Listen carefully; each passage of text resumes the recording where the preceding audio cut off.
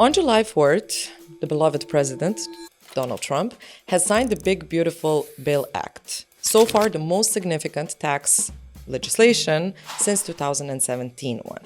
But, surprise, surprise, as every other previous reform, it does leave the US expats out in the dark. Again. So if you're tired of pretty much being treated like a criminal for living outside of the US and you want a way out and you're wondering what the exit tax is and how you can avoid it, this video is for you.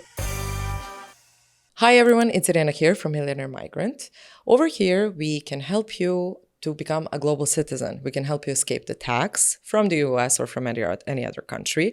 We help you incorporate your business. We help you doing some real estate investments or some gold investments, opening a couple of bank accounts, diversify yourself, and pretty much, again, become a global citizen.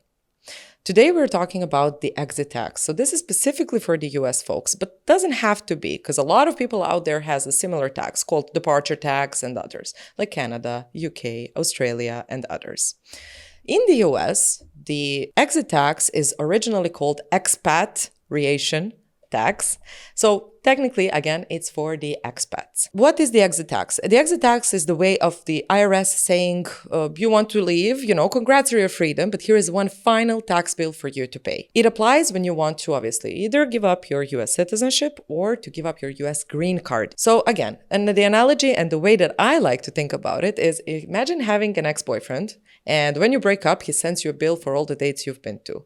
Ridiculous, right? Think of the expatriation tax as the IRS acting as you have sold all your assets. You didn't, but they act as you did. So what happens then? They tax you on the sale of those. So again, on the capital gains. So when you pay the expatriation tax or the exit tax, technically you become a covered expatriate. If you didn't pay the exit tax, you become a non-covered expatriate. That's how we call it. You are a covered expatriate in three different scenarios. Number one is that your net worth is more than $2 million US. Number two is that your average annual tax bill over the previous 5 years is more than $190,000 US. And the third one is that you have not been compliant with your taxes in the previous 5 years or so. Now that means that if any of these are applicable to you, you are becoming a covered expatriate and you will have to pay an exit tax. Exit tax is a lot, and the whole renunciation process is very complicated. You have to plan in advance, even a couple of years sometimes, 5 years maybe in certain cases. The point is that every time that you want to renounce the US citizenship, the IRS acts like, again, you have sold all of your assets, but when? The day of expatriation. Do you know how hard it is when you have Bitcoin and let's say right now it's 120,000 US dollars, but in 5 years or in 3 years or anything like that, or even in 3 months, it can go up to 200,000 US dollars. Well, let's hope at least. Oh, man can hope, right? But anyways, it's very hard to keep track of the capital gain. So how much, what the value will be of the Bitcoins, of the stocks, of your business, like 3 months from now, even in certain cases. So you need the professional help. And that's what we pretty much do over here. We're not the tax advisors, but tax is a bit of a, I'm a bit of a nerd on taxes, don't tell anyone. But anyways, that is what we do here. So we advise you basically on what's the best way out for you and where you should go, how you should do it, when should you start preparing, and how to prepare. If you want to have a chat with us, here's the QR link where you can scan and let's have a chat. No strings attached, just to see if we're a good fit. So to go back to the exit tax or expatriation tax, what does it mean? That means, again, that they will act as you have sold everything on the day of expatriation. What will they tax? They will tax your crypto, your stocks, your business, your bonds, your real estate, pretty much anything that can grow in value. You have, the IRS there gave a bit of a gift to you. So when you calculate your capital gains, the IRS gives you an opportunity to deduct 880,000 US dollars from the gains. That's the adjusted amount for 2025, but it changes every year. Anything beyond that, it's charged as a regular capital gains tax. Let's take an example. Let's say John Smith has a net worth of 2.5 million US dollars, right? So he's a digital nomad, but apart from that, he has crypto portfolio purchased for 100,000 US dollars, but now worth 900,000 US dollars.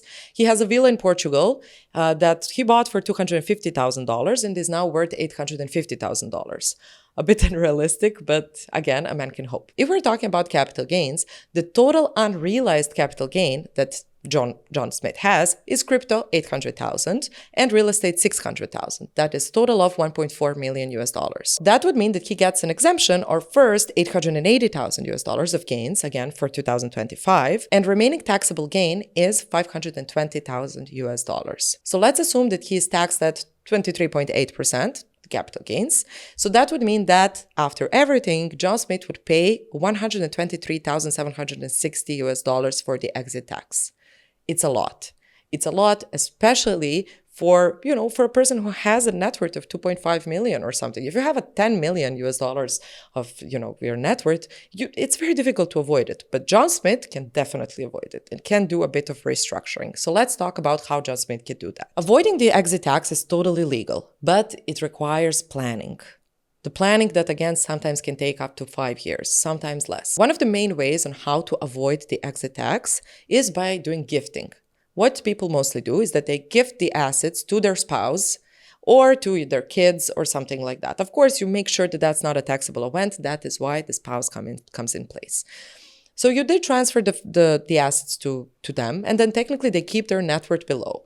Now, obviously, that would keep that opponent, the net worth part, below the 2 million, so you're not covered expatriate, right?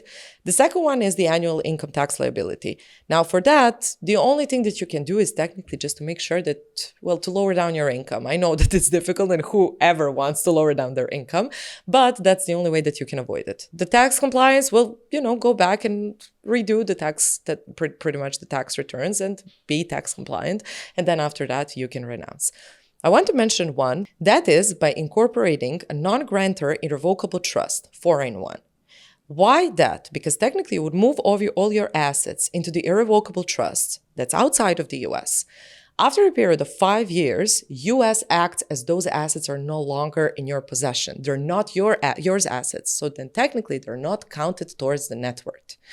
That's a very good strategy, but you have to work with people who know exactly how to do it. And again, it has to be done 5 years in advance. That's exactly, again, like I said, what we do and what we did for one client. So if you're interested in, exploring this option and you're not sure if you want to renounce, because it's a big step. I know you're technically giving up a part of your personality, a part of your identity. If I ask you who you are, probably the second thing that you'll say is I'm a US citizen, right? So I know that it's difficult, but if you're even thinking about it, better to go ahead with some certain steps like the trust right now, because anyways, it takes 5 years for those assets not to be in your own name. People often ask me, do people actually renounce? I get it. It's not available out there. There are not a lot of people talking about it, but a lot of people renounce on a quarterly basis, even hundreds of them.